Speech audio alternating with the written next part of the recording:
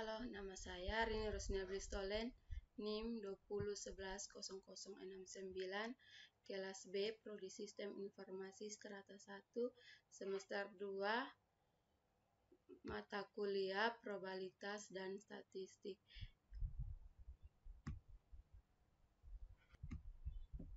Di sini saya akan menjelaskan jawaban UTS nomor 1, nomor 2, dan nomor 3. Yang pertama, nomor 1, metode pengumpulan data. Di metode pengumpulan data ada wawancara dan observasi. Yang pertama, wawancara.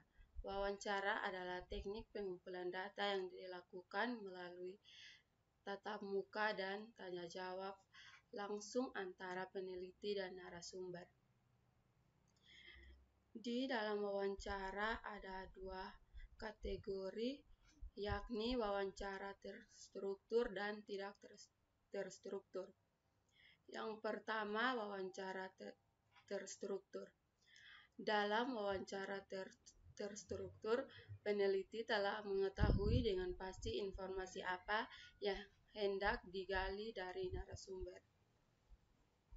Yang kedua, wawancara tidak terstruktur. Wawancara tidak terstruktur adalah wawancara bebas. Kemudian yang kedua, observasi. Observasi adalah metode pengumpulan data yang kompleks karena melibatkan berbagai faktor dan pelaksanaannya. Di dalam data observasi terbagi menjadi dua kategori. Yang pertama ada participant observation. Dalam participant observation, peneliti terlibat secara langsung dalam kegiatan sehari-hari orang atau situasi yang diamati sebagai sumber data. Yang kedua, non-participation observation.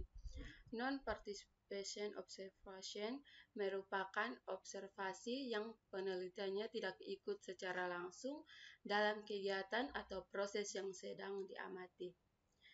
Kemudian yang ketiga, angket atau kuesioner. Kuesioner merupakan metode pengumpulan data yang dilakukan dengan cara memberi seperangkat pertanyaan atau pernyataan tertulis kepada responden untuk dijawab. Kuesioner dapat dikategorikan dalam dua jenis, yakni kuesioner terbuka dan kuesioner tertutup. Kuesioner terbuka adalah kuesioner yang memberikan kebebasan kepada objek penelitian untuk menjawab. Kemudian kuesioner tertutup adalah kuesioner yang telah menyediakan pilihan jawaban untuk dipilih oleh objek penelitian. Kemudian studi dokumen. Studi dokumen adalah metode pengumpulan data yang tidak ditunjukkan langsung kepada subjek penelitian. Dalam pengumpulan data dibedakan menjadi dua, yaitu dokumen primer dan dokumen sekunder. Dokumen primer adalah dokumen yang ditulis oleh orang yang langsung mengalami suatu peristiwa, misalnya autobiografi. Yang kedua, dokumen sekunder adalah dokumen yang ditulis berdasarkan oleh laporan atau cerita orang lain, misalnya biografi. Yang terakhir, Joint Application Development atau JAD.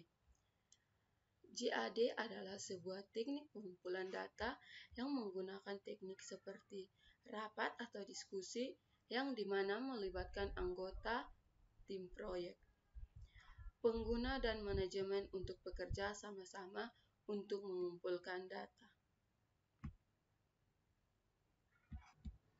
Selanjutnya nomor 2, uji validitas dan reliabilitas. Yang pertama, validitas. Di sini divalidasi total sampelnya 10 orang.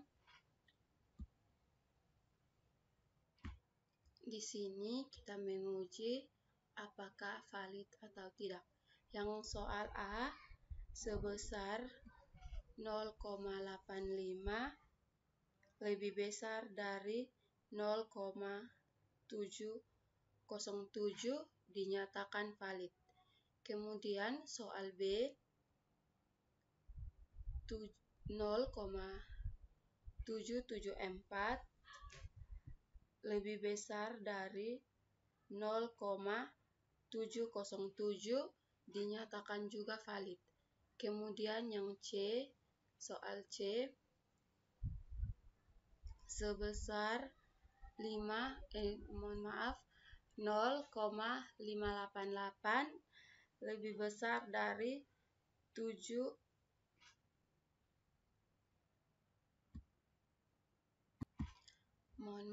yang soal C sebesar 0,588 lebih kecil dari 0,707 dinyatakan tidak valid.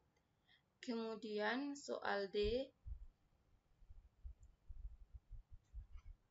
sebesar 0,832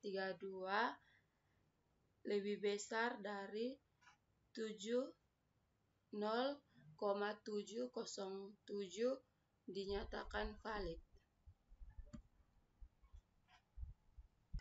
Yang kedua, reliabilitas. Instrumen penelitian dinyatakan reliabel karena nilai 0,768 lebih besar dari 0,6. Selanjutnya nomor 3, uji perbedaan nilai ujian antara pegawai negeri dan pegawai swasta. Analisis hasil independen sampel tes. Tabel grup statistik di atas dapat dianalisis. Yang pertama, penelitian ini menggunakan sampel berjumlah N1 sama dengan 8, N2 sama dengan 8 orang juga.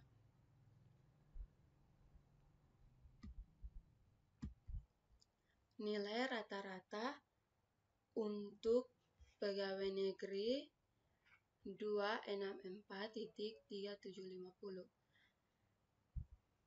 Kemudian nilai rata-rata untuk pegawai swasta 247.6250. Kemudian variansnya pegawai negeri 9.47541, pegawai swasta 11.30414. Untuk mencari perbedaannya, saya menggunakan nilai probabilitas. Di sini nilai probabilitas adalah 0,276 lebih besar dari 0,25, maka Ho diterima. Artinya tidak ada perbedaan. Terima kasih.